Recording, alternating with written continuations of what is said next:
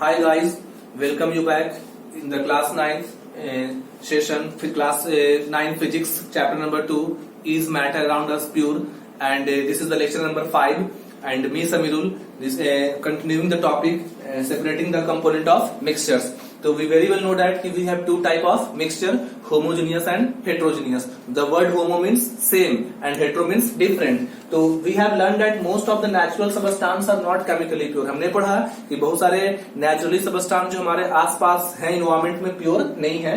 Different methods और आप उनको सेपरेट करने के लिए डिफरेंट मेथड्स को अप्लाई करते हैं. For example heterogeneous mixtures can be separated into their respective constituents by simple physical method. ये आप याद रखना स्टूडेंट्स कि heterogeneous mixtures को आप अलग कर सकते हैं सिंपल फिजिकल मेथड से, जिसमें आता है आपका हैंड पिकिंग, सीविंग, फिल्ट्रेशन. आप जानते हैं हैंड पिकिंग के बारे में. मान लीजिए आपके पास एक प्लेट में बहुत सारे ड्राई फ्रूट्स है. आपके किसी फ्रेंड को पसंद है काजू, कैसियो, किसी को पसंद है किशमिश, तो आप उसे इजीली आप उसमें से प्लेट में से उठा के खा सकते हैं. तो जहां पास हम लोग या चावल आप देखे होंगे घर में, आप अपने मम्मी को राइस में से अडल्ट्रेटेड पार्टिकल्स को या राइस में से चावल में से कंकड़ चुनते हुए, तो जहां पास आप मिक्सचर्स के कंपोनेंट को इजिली हैंड से सेपरेट करते हैं उस तरीके को हम लोग बोलते हैं hand picking. Next one is filtration.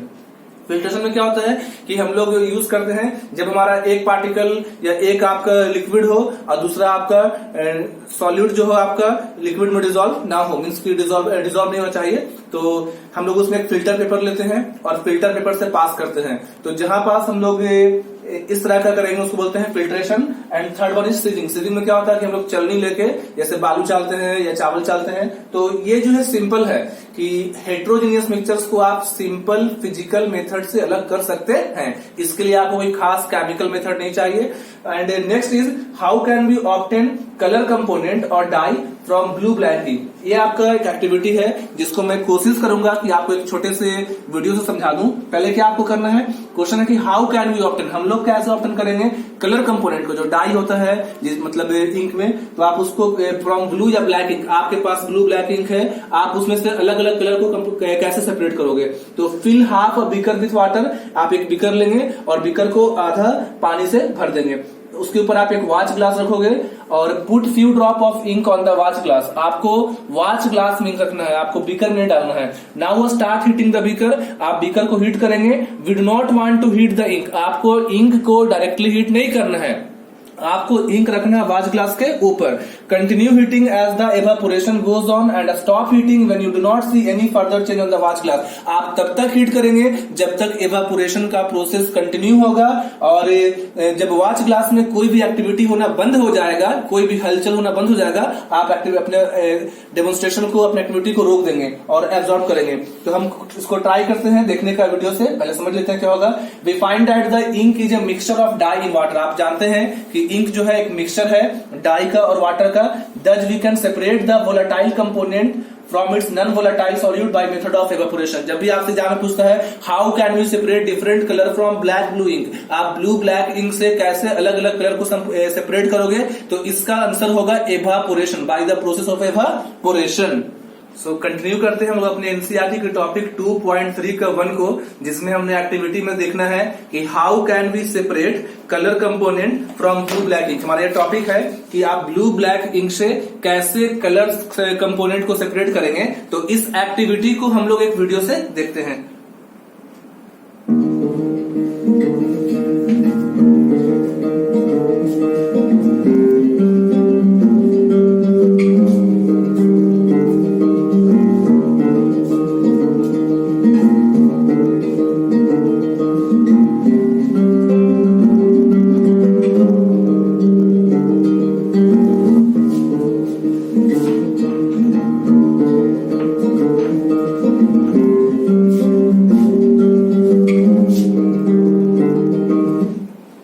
Beaker है और हमने बीकर के ऊपर रखा वॉच ग्लास को, और वॉच ग्लास में हमने डाला है इंक को.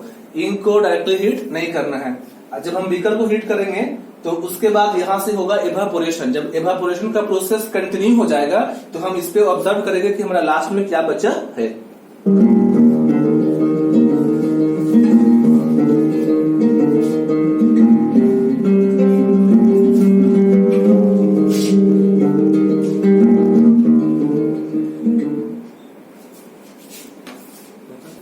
Topic 2.3 section 2, how can we separate cream from milk. आप क्रीम को मिल्क में से अलग कैसे करेंगे। जैसे आपने देखा है बहुत बार घर में कि हम लोग दही से निकालते हैं मक्खन को, या मतलब घी जो बोलते हैं। तो nowadays we get a full cream toned and double toned variety of milk. आप देखते हैं कि सुधा डेयरी में आपको पूछता है कि कौन सा मिल्क चाहिए, फुल क्रीम, सिंपल मिल्क। तो इसका एक टेक्निक आता है कि these variety of milk contain different amount of fats. उसका रीजन है कि अलग अलग मिल्क के पैकेट में फैट का जो अमाउंट है, जो लोग बोलते हैं छाली बोलते हैं, कि उसका अमाउंट अलग होता है। तो इसके लिए आपका प्रोसेस है, take some full cream milk in a test tube. आप एक फुल क्रीम मिल्क लेंगे टेस्ट ट्यूब में। हमने देखा था कि हम लोग जो इंक था उसको अलग किए थे वाटर में से by the process of evaporation. तो एवापोरेशन से हम सारी चीज को नहीं कर पाएंगे। एक नया मेथड है centrifugation. It is by using a centrifuging machine for 2 minutes. अगर एक हम सेंट्रीफ्यूगिंग मशीन में किसी चीज को हाईली रोटेट करते हैं तो वहां पास जो पार्टिकल्स होते हैं वो लिक्विड से अलग हो जाएंगे। तो इसको हम समझेंगे कि sometimes the solid particles in a liquid are very small and pass through a filter paper। Filtration हम लोग हर बार नहीं कर सकते। कभी कभी सॉलिड के पार्टिकल्स इतना छोटे होते हैं, इतना स्मॉल होंगे कि वो फिल्टर पेपर से भी पास कर जाते हैं। For such a particle the filtration technique can not be use. जहां पास आपका फिल्ट्रेशन टेक्निक काम नहीं करता है, मीन्स पार्टिकल्स तो सॉलिड के हैं but the particles are very small. Particles इतने छोटे हैं कि वो फिल्टर पेपर से भी पास हो जाते हैं। तो वहां पास हम लोग दूसरे टेक्निक का इस्तेमाल करेंगे। उस टेक्निक को बोलते हैं सेंट्रीफ्यूगेशन। सच मिक्सचर्स बाय सेंट्रीफ्यूगेशन, उस तरह के मिक्सचर्स को हम लोग सेपरेट करते हैं सेंट्रीफ्यूगेशन से। The principle is that the denser particles are forced to the bottom. इसमें सेंट्रीफ्यूगेशन का मेन आपका प्रॉपर्टी है कि जो डेंस पार्टिकल है उसको बॉटम की तरफ फोर्स करते हैं and the lighter particles stay at the top. और जो लाइट पार्टिकल होगा वो ऊपर ही रहेगा। इसका बहुत बड़ा एग्जाम में पूछता है कि what is the application of centrifugation technique, कहां का इस्तेमाल करते हैं। First one is use in diagnostic laboratory for blood and urine test. जो हम ब्लड का टेस्ट कराते हैं या जो यूरिन टेस्ट होता है, तो ब्लड और यूरिन के टेस्ट करने में इस्तेमाल होता है सेंट्रीफ्यूगेशन टेक्निक। सेकंड है use in dairy and home to separate butter from cream. घर पे या सुधा डेयरी में या जहां पर डेयरी में मिल्क तैयार करते हैं वहां पास भी बटर तैयार करने के लिए मिल्क से हम लोग यूज करते हैं बटर फ्रॉम क्रीम, इस टेक्निक का। Third is use in washing machine. जो आपका वॉशिंग मशीन है वो भी कपड़े को धोता है सेंट्रीफ्यूगेशन टेक्निक से ही। तो हम लोग पढ़ेंगे इसका, हम लोग एक वीडियो से देखेंगे कि हम लोग कैसे सेंट्रीफ्यूगेशन करके ब्लड को सेपरेट कर सकते हैं। और एक हम उससे पहले वीडियो करेंगे what is centrifugation. Dear students, this is the video of centrifugation. आप काफी ध्यान से देखेंगे, ये क्लास 9 के लेवल से बढ़ के है। तो इस वीडियो को आप मिस नहीं करें। पॉज कर करके भी आप इसके इंपॉर्टेंट पॉइंट्स को अपनी नोटबुक में लिख सकते हैं, क्योंकि this video is going to be very important for you. So please guys, I request you to watch this video very carefully. When a liquid containing suspended materials is allowed to stand for some time, the heavier particles will settle down through a process called sedimentation. This can be used to separate the material from the liquid. But what will we do if the suspended material is very light? It will take days to settle. In such cases, we can use the process of centrifugation to quicken the process of sedimentation. Centrifugation is the process of separating substances of different densities from a mixture with the help of a centrifuge. Dear students, आप इस तरह के points को video को pause करके या screenshot लेके आप अपने नोटबुक में जरूर लिख लें, क्योंकि ये आपके आने वाले टाइम्स में क्लास 10th, 11th, 12th में ये आपको काफी काम देगा। मेरा एक ही मोटिव है स्टूडेंट्स कि आपको देना, प्रोवाइड करना क्वालिटी एजुकेशन। तो जब तक आप इंपॉर्टेंट पॉइंट्स को लिखेंगे नहीं, पॉइंट्स को मिस कर देंगे, क्योंकि हम लोग सारा चीज याद रहता नहीं है। तो आपसे रिक्वेस्ट स्टूडेंट्स कि आप प्लीज आप इस चीज को स्क्रीनशॉट लेके आप अपने नोटबुक में लिख लें और इसे याद कर लें, या इसको आप अच्छे से पढ़ दे 2-3 बार, ताकि आपका जो कंसेप्ट है वो पूरा क्लियर हो जाए। Let us conduct an experiment to see centrifugation. For this we need a handy centrifuge machine, muddy water, mixture of calcium carbonate and water, 4 centrifuge test tubes.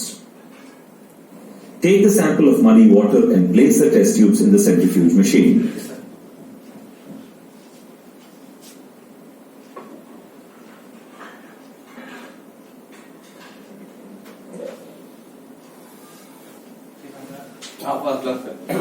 Now take the calcium hydroxide mixture in the test tubes and also place them in the centrifuge machine.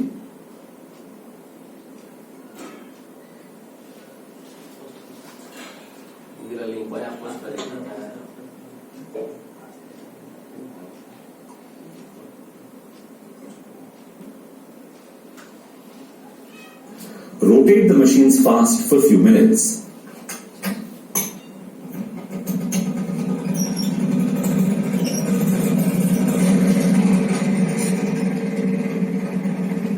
Stop rotating.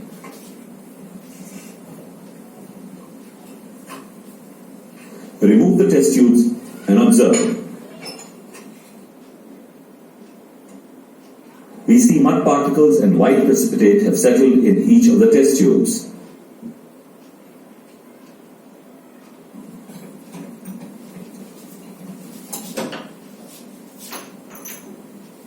This is the process of centrifugation. In a centrifuge, as we rotate, the substances experience centrifugal force away from the center, which forces the materials against the wall of the tube.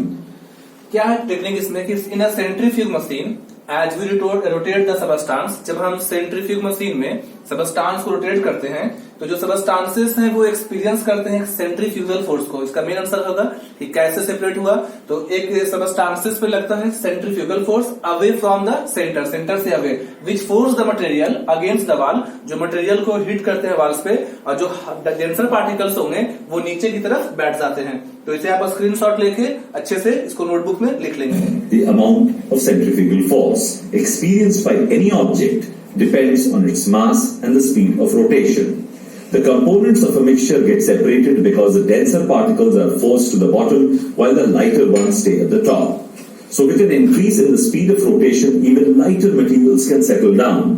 Centrifugation is used in diagnostic labs for blood and urine tests. It is used in dairies and homes to separate butter from cream.